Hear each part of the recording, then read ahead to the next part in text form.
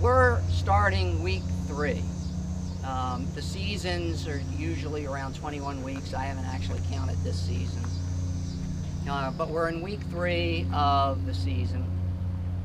And at this point, you should have a sense of the routine, right? Get a feel for the number of days a week that you're running.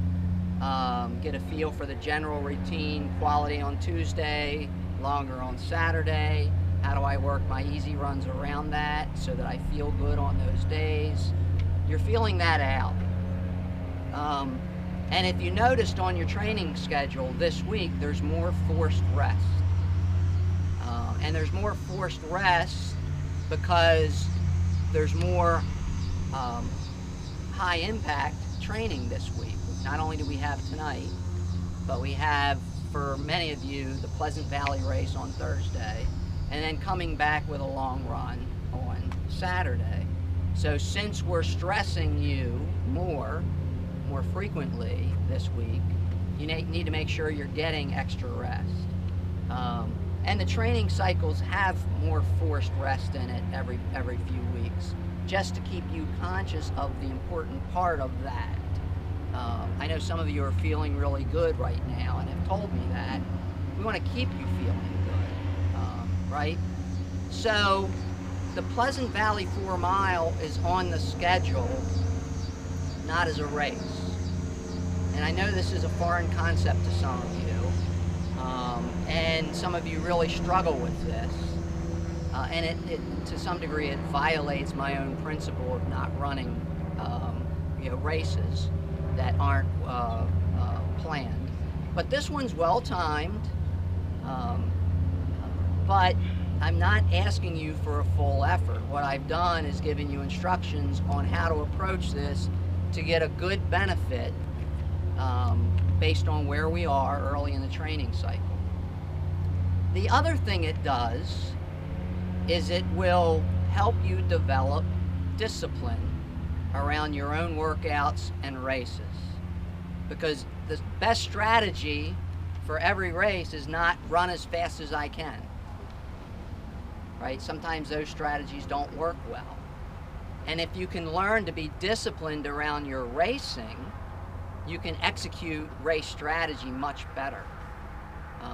But the time to learn that is in races like Thursday night, completely unimportant.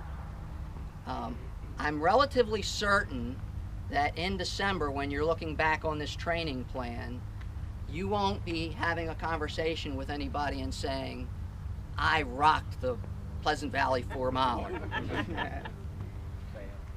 It's not an important race, right? So we use it to try to stress your body in an appropriate way, but also stress your discipline. And stressing any personal quality is very much like stressing your body. If you want to improve it, you stress it to a level that it doesn't completely break, right? If you want to improve your patience, don't put yourself in a situation where you'll lose your patience immediately, right? Same with discipline, right? So we're working that on Thursday. Okay, so how many of you listened to the Jack Daniels video this week? Not many people. So the reason I send them out is, first of all, does anybody know who Jack Daniels is? He's a world-class distance running coach. He's also a scientist. So when he explains something, even I trust him more than me, right? He understands the science behind training. All I'm doing is applying the science behind it, right? I don't really understand how muscle fibers work and how the science behind how they react to certain things. But I've read enough, studied enough, observed enough to understand that if you do this, this is the likely result.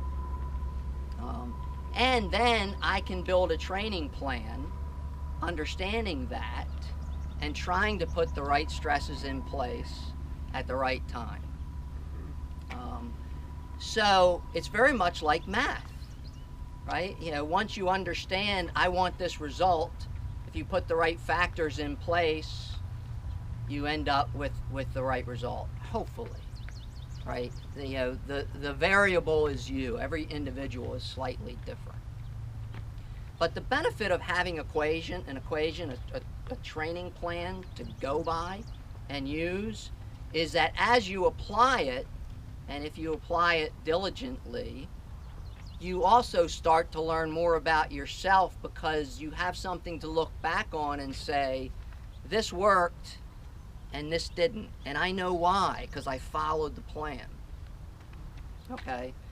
So when I build these plans and I listen to your goals, my starting assumption is that I'm here to really help you reach those goals.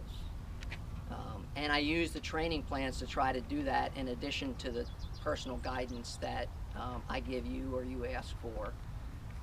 When you deviate, you change the equation. If I know about the deviation, I can help, right? I can adjust. But if I don't know about it, you know, I can't help. But the reality is, you can't change an equation and expect the result to be the same at the end. So it's important for you to know, as a coach, sort of where I'm coming from, and what you get to do is choose to accept or reject it, you know, as you please.